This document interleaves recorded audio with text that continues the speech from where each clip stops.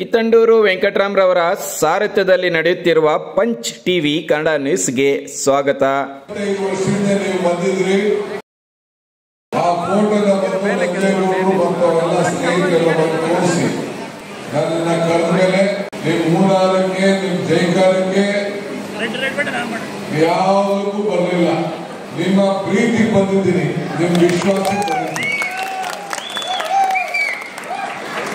ನಂಜೇಗೌಡರನ್ನ 2ನೇ ಬಾರಿ ತಾವು ಎಲೆಕ್ಷನ್ ಗೆಲ್ಲಿಸಿದ್ರಿ. ಬಹಳ ಕಡಿಮೆ ಅಂತರದಿಂದ ಗೆದ್ದಿರ್ಬೋದು. ನಾನು 2ನೇ ಬಾರಿ ಗೆದ್ದಾಗ ನಾನು ಬರೀ 565 ಈ ವರ್ಷ ಗೆದ್ದಾಗ 1,23,000 ಜನಕ್ಕೆ ಸೇವೆ ಮಾಡಿದ್ರೆ ಜನ ಉಳಿಸ್ಕೊಳ್ತಾರೆ. ದೇವರು ವರನ ಕೊಡುದಿಲ್ಲ, ಶಾಪನ ಕೊಡುದಿಲ್ಲ, ಅವಕಾಶ ಮಾತ್ರ ಕೊಡ್ತಾರೆ. ಇವತ್ತು ನಂಜೇಗೌಡರು ಮಾತಾಡಬೇಕಾದ್ರೆ ನಿಮ್ಮ ಊರಿನ ಅನೇಕ ವಿಚಾರಗಳು, ಈ ಕ್ಷೇತ್ರದ ಅಭಿವೃದ್ಧಿಗೆ ಒಟ್ಟು ಮಾತು ಇವೆಲ್ಲ ಕೂಡ ತಮ್ಮ ಹತ್ರ ಹಂಚಿಕೊಂಡು ಬಹಳ ಸಂತೋಷ. ಆದ್ರೆ ನೀವೆಲ್ಲ ಇಷ್ಟು ದೊಡ್ಡ ಸಂಖ್ಯೆಯಲ್ಲಿ ರಾತ್ರಿ ಆದ್ರೂ ಕೂಡ ಕಾಯ್ಕೊಂಡಿದ್ದೀರಿ. ನನಗೆ ಎಷ್ಟೇ ಕೆಲಸ ಇದ್ರು ಕೂಡ ಬಹಳ ಅಭಿಮಾನ ಪೂರ್ವಕವಾಗಿ ಬಂದಿದ್ದೇನೆ. ಎಲೆಕ್ಷನ್ ಟೈಮಲ್ಲಿ ಕೆಲವು ಕ್ಷೇತ್ರಗಳಿಗೆ ಬಂದಿದ್ದೆ. ನಾನು ಇಲ್ಲಿಗೂ ಬಂದಿದ್ದೇನೆ. ಯಾಕೆಂದ್ರೆ ಎಲ್ಲೆತ್ತಿರುವುದ ನನಗೆ ಗೊತ್ತಿಲ್ಲ, ಬಂದಿದ್ದೇನೆ. ಆಗ ಒಂದು ಮಾತು ಹೇಳಿದೆ, ಕಮಲ ಕೆರೆಯಲ್ಲಿದ್ದರೆ ಚಂದ, ಕೆರೆ ಹೊಲದಲ್ಲಿದ್ದರೆ ಚಂದ. ಈ ದಾನ ಧರ್ಮ ಮಾಡುವ ಕೈ ಅಧಿಕಾರಿಗಳಿದ್ರೆ ಮಾತ್ರ ಚಂದ. ಯಾಕೆ ಈ ಮಾತು ಹೇಳ್ತಾ ಇದ್ದೀನಿ ಅಂದ್ರೆ, ಯಾಕೆ ಈ ಮಾತು ಹೇಳ್ತಾ ಇದ್ದೀನಿ ಅಂದ್ರೆ, ಈ ದಾನ ಧರ್ಮ ಮಾಡುವ ಕೈ ಅಧಿಕಾರದಲ್ಲಿ ಇದ್ದಕ್ಕೆ ಈ 5 ಗ್ಯಾರಂಟಿಗಳನ್ನ ಕೊಟ್ಟಿದ್ದೇವೆ. ನಿಮ್ಮ ಮನೆಯಲ್ಲಿ ಉಚಿತವಾಗಿ 200 ಯೂನಿಟ್ ಕೂಡ ಉಚಿತವಾಗಿ ವಿದ್ಯುತ್ ಶಕ್ತಿ ಕೊಡ್ತಾ ಇದ್ದೀವಿ. ನಿಮ್ಮೆಲ್ಲರೂ ಕೂಡ ನನ್ನ ತಾಯಿಯರಿಗೆ, ಸೋದರರಿಗೆ ಎಲ್ಲ 2,000 ರೂಪಾಯಿ ಕೊಡ್ತಾ ಇದ್ದೀವೇನಪ್ಪ. ಎಲ್ಲರೂ ಕೂಡ ಉಚಿತವಾಗಿ ಹೆಣ್ಮಕ್ಳೆಲ್ಲ ಪ್ರಯಾಣ ಮಾಡುವಂತ ಫ್ರೀ ಬಸ್ ಕೊಟ್ಟಿದ್ದೀವಿ. ಯುವಕರಿಗೆ ವಿಎದಿ ಕೊಟ್ಟಿದ್ದೀವಿ. 10 kg ಅಕ್ಕಿ ಕೊಟ್ಟಿದ್ದೀವಿ. ಇವತ್ತು ಕ್ಯಾಬಿನೆಟ್ ಅಲ್ಲಿ ಒಂದು ತೀರ್ಮಾನ ಮಾಡಿದ್ವಿ, ಈ 10 kg ಅಕ್ಕಿ ಜಾಸ್ತಿ ಆಯ್ತು ಅಂತೇಳಿ ಕೆಲವರೆಲ್ಲ ಕಾಳ ಅಕ್ಕಿನ ಮಾರ್ಕೊಳ ಕೊಟ್ಬಿಟ್ಟಿದ್ವಿ ಹೋಟೆಲ್. ಮೊನ್ನೆ ಯಾದಗಿರಿಯಲ್ಲಿ ನೋಡಿದ್ರೆ 100 ಮೂಟೆ ವ್ಯಾಪಾರ ಮಾಡಿಕೊಂಡು ಮಾರ್ತಾ ಇದ್ರು. ಅದನ್ನ ತಪ್ಪಿಸ್ಬೇಕು ಅಂತೇಳಿ KH ಮುನಿಯಪ್ಪನವರು ಇವತ್ತು ಕ್ಯಾಬಿನೆಟ್ ಅಲ್ಲಿ 5 kg ಅಕ್ಕಿ ಸಾಕು, 5 kgಗೆ ಬೇಳೆ, ಎಣ್ಣೆ, ಸಕ್ಕರೆ, ಉಪ್ಪು ಇವೆಲ್ಲ 5 kg ಕೊಡಬೇಕು ಅಂತೇಳಿ ಇವತ್ತು ವಿಚಾರ ತಂದಿದ್ವಿ. ಸೊ ನಾವು ಎಲ್ಲರೂ ಕೂಡ ಇನ್ನು 5 kg ಅಕ್ಕಿ ಜೊತೆಗೆ ಈ 5 kg ಅಕ್ಕಿಯನ್ನು ಕೂಡ ಇದನ್ನ ಎಲ್ಲ ಪದಾರ್ಥಗಳನ್ನ, ಎಣ್ಣೆ ಎಲ್ಲ ಕೂಡ ಕೊಡಬೇಕು ಅಂತೇಳಿ ಇವತ್ತು ತೀರ್ಮಾನವನ್ನ ನಾವು ಮಾಡಿದ್ದೇವೆ. ಇದನ್ನ ಗಣೇಶನ ಮುಂದೆ ನಾನು ಮಾತಾಡ್ತಾ ಇದ್ದೀನಿ. ಆದ್ರಿಂದ ನಾವು ನಂಜೇಗೌಡರು ಅವ್ರ ಸರ್ಕಾರ ಇದೆ, ನಾವೆಲ್ಲ ಅಧಿಕಾರಕ್ಕಿದ್ದೇವೆ.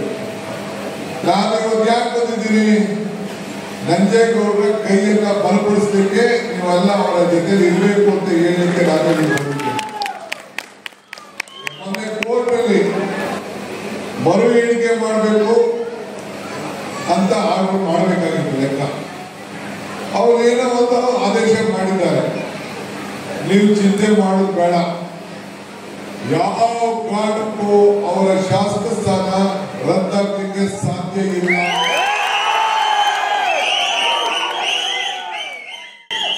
ನ್ಯಾಯಾಲಯದಲ್ಲಿ ಮತ್ತೆ ಮರು ಎಣಿಕೆಗೆ ಅವಕಾಶ ಕೊಡಬಹುದು.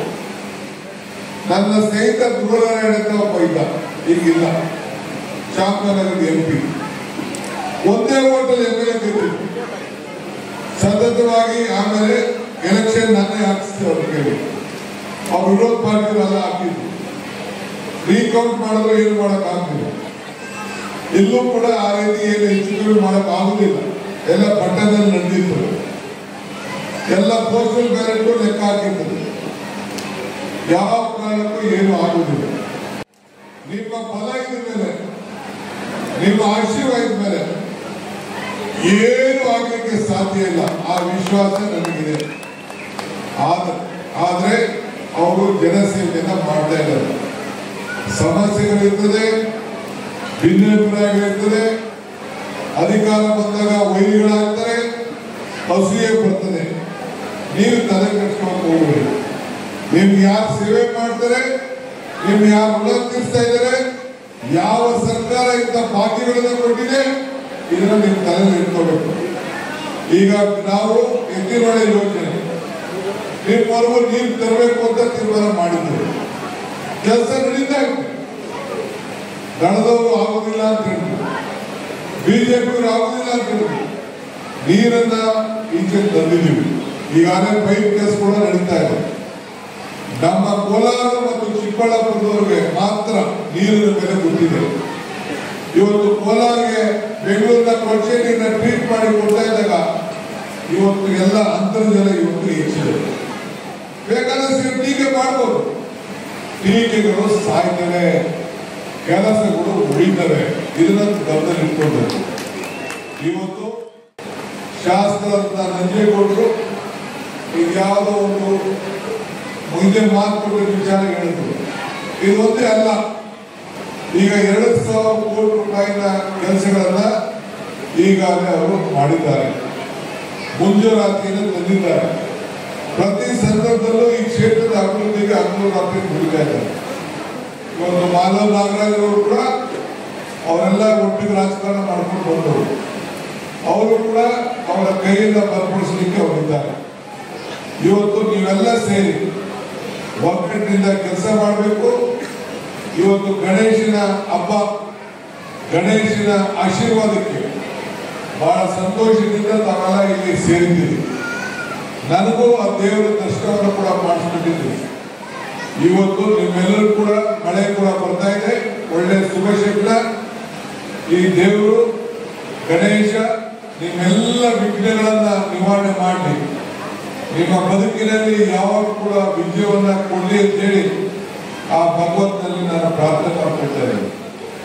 ನಾನು ಆಗಾಗ ಒಂದು ಮಾತು ಹೇಳ್ತಾ ಇರ್ತೀನಿ, ಮನುಷ್ಯನ ಹುಟ್ಟು ಆಕಸ್ಮಿಕವಾದದ್ದು, ಸಾವು ಅನಿವಾರ್ಯ, ಜನನ ಉಚಿತ, ಮರಣ ಖಚಿತ. ಈ ಹುಟ್ಟು ಸಾವಿನ ಮಧ್ಯದಲ್ಲಿ ನಾವು ಏನ್ ಮಾಡ್ತೀವಿ ಬಹಳ ಮುಖ್ಯ. ಹಾಗೆ ನಂಜೇಗೌಡರು ಕೂಡ ಶಾಸಕರಾದ ಮೇಲೆ ನಿಮ್ಮ ಋಣವನ್ನು ತೀರಿಸಬೇಕು, ಎಲ್ಲ ಯುವಕರಿಗೆ ಶಕ್ತಿಯನ್ನು ತುಂಬಬೇಕು, ಈ ತಾಲೂಕು ಬಹಳ ಪ್ರಸಿದ್ಧವಾಗಿ ಬೆಳಿಬೇಕು. ಈ ತಾಲೂಕಿನ ಬದುಕಿನಲ್ಲಿ ಯಾವಾಗಲೂ ಕೂಡ ಅವರ ಒಂದು ಬದುಕಿನಲ್ಲಿ ಒಂದು ಶಾಶ್ವತವಾದಂತ ಒಂದು ಸೇವೆಯನ್ನು ಮಾಡುವಂತ ಅವಕಾಶ ಏನು ನೀವು ಕೊಟ್ಟಿದ್ದೀರಿ.